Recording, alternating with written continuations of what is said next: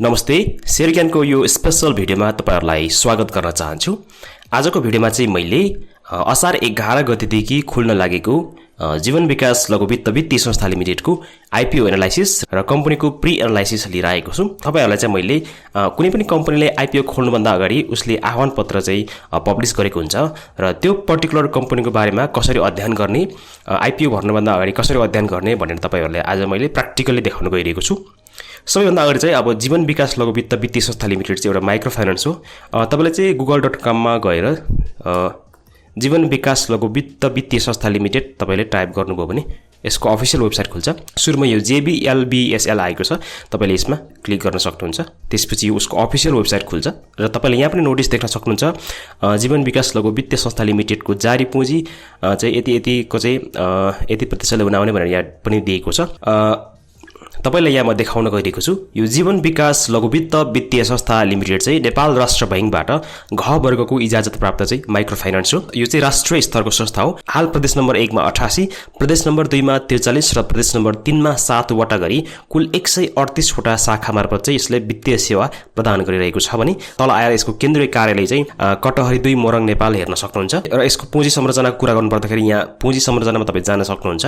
यो संस्थाको अधिकृत पुँजी चाहिँ 1 अर्ब रहेको छ भने जारी तथा चुक्ता पुँजी चाहिँ 60 करोड 84 लाख रहेको छ। त्यस्तै कम्पनी स्वामित्वको संरचना तपाईले यहाँ हेर्न सक्नुहुन्छ।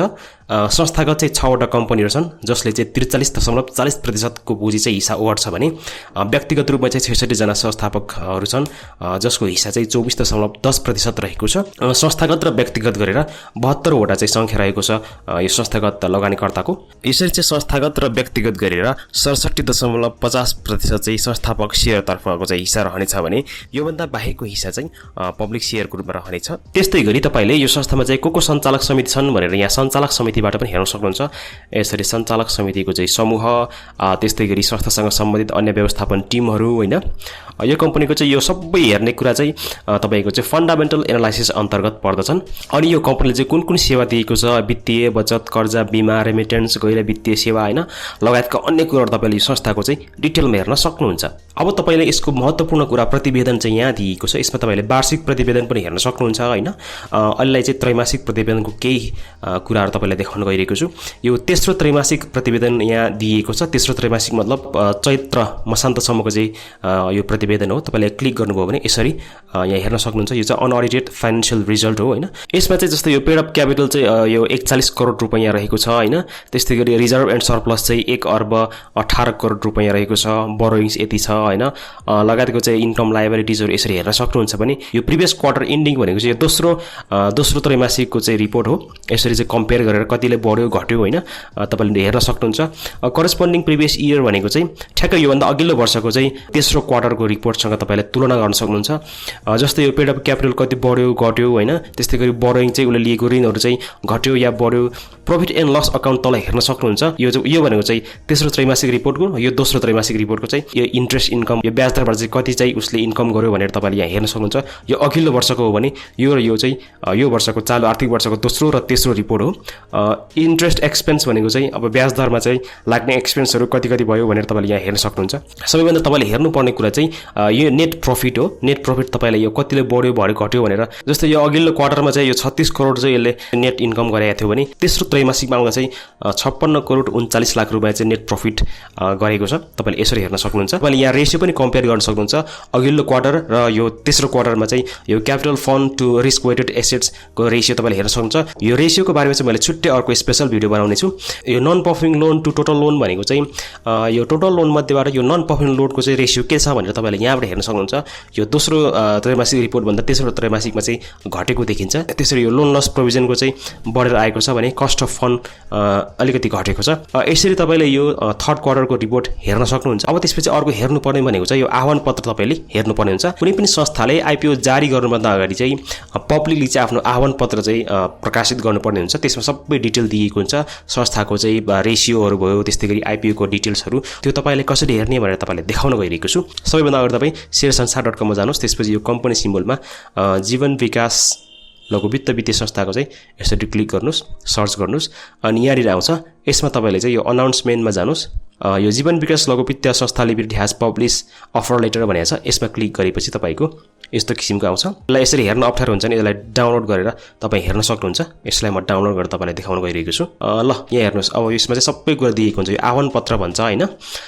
यसमा चाहिँ यहाँ हेर्नुहोस् त, कम्पनीको जारी पुँजी 60 करोड 84 लाखको 32.50%ले 32.50 किन भन्यो भन्दाखेरि तपाईँले अघि हेर्नुभएको थियो पुँजी संरचनामा होइन, 67.50 चाहिँ संस्थागत हिस्सा रहनेछ भने त्योभन्दा बाहेकको पब्लिकलाई दिएको हो होइन। 32.50%ले हुन आउने 19 करोड 77 लाख 30 हजार रकम बराबरको प्रति सेयर, यो चाहिँ सेयरको भ्यालु हो, फेस भ्यालु 19,77,300 किता चाहिँ साधारण सेयर मध्ये 30,420 किता चाहिँ कर्मचारीलाई छुट्याएको छ भने 98,865 किता चाहिँ सामूहिक लगानी कोषको लागि छुट्याएको छ भने बाँकी 18,48,015 किता सर्वसाधारणले चाहिँ आवेदन दिन सक्नेछन्।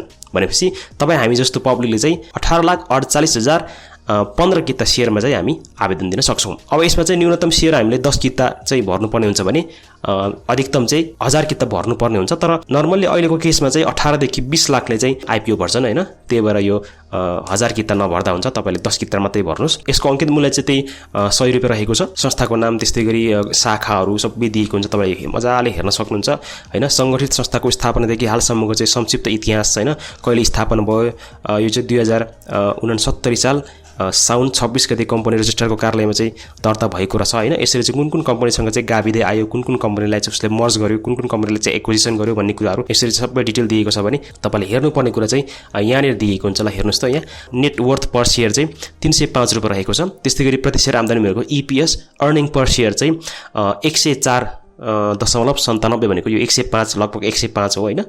त्यस्तै गरी नेटवर्थ प्रतिफल भनेको चाहिँ कति छ भन्दाखेरि 34 भनेको मतलब यो 35 नै भयो होइन। त्यसपछि यो सञ्चित नाफा पनि यहाँ यसरी दिएको छ। त्यस्तै गरी तपाईँ कम्पेयर गर्न सक्नुहुन्छ प्रक्षेपितसँग 2077-78मा यति हुने, 78-79मा यति हुने, त्यसरी 79-80मा यति हुने भनेर तपाईँले प्रक्षेपित पनि हेर्न सक्नुहुन्छ। हेर्नुपर्ने चाहिँ तपाईँले यो EPS र प्रति सेयर नेटवर्थ तपाईँले हेर्नुपर्ने हुन्छ।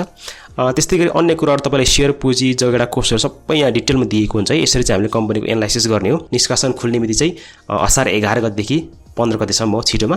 र यसमा चाहिँ सब्सक्राइब भएन भने अर्थात् फुल्ली चाहिँ आइपिओहरू बिकेन भने 25 गतेसम्म लम्ब्याइनेछ। तर यो कन्फर्म हो, असार 11 गते नै यो चाहिँ ओभर सब्सक्राइब हुनेछ। तपाईँलाई अर्को हेर्नुपर्ने कुरा चाहिँ यो क्रेडिट रेटिङ हेर्नुपर्छ है। यो क्रेडिट रेटिङले चाहिँ त्यो संस्था चाहिँ आफ्नो लगानीकर्ताहरूप्रति वहन गर्नुपर्ने दायित्व चाहिँ उसको कस्तो छ, कुन लेभलको छ भनेर यसले चाहिँ जनाउँछ।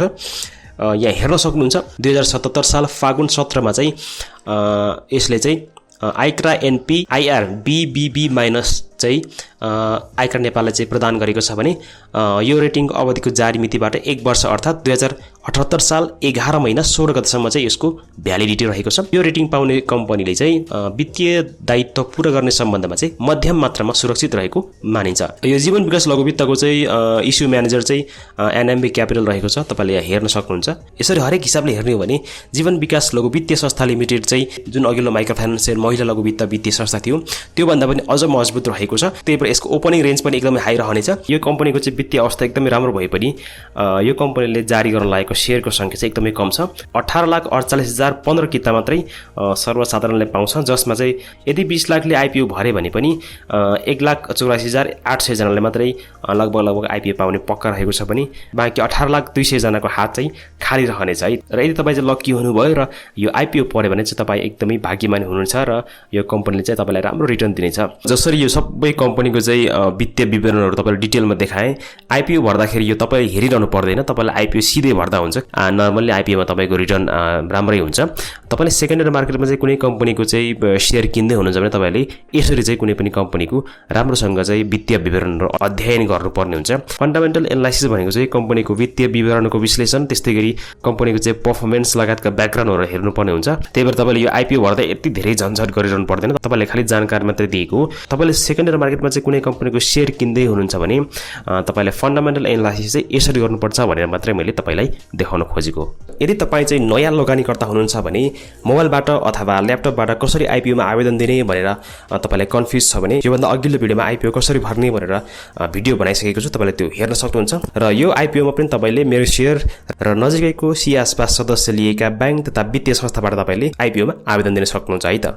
आजको भिडियोमा यति नै। अर्को भिडियोमा मैले शेयर बजार सम्बन्धी अर्को नयाँ टपिकमा कुरा गर्नेछु। भिडियोलाई अन्त्यसम्म हेर्नुभएको र लाइक र सब्स्क्राइब गरी मेरो उत्साह बढाउनु भएकोमा तपाईहरुलाई धेरै धेरै धन्यवाद।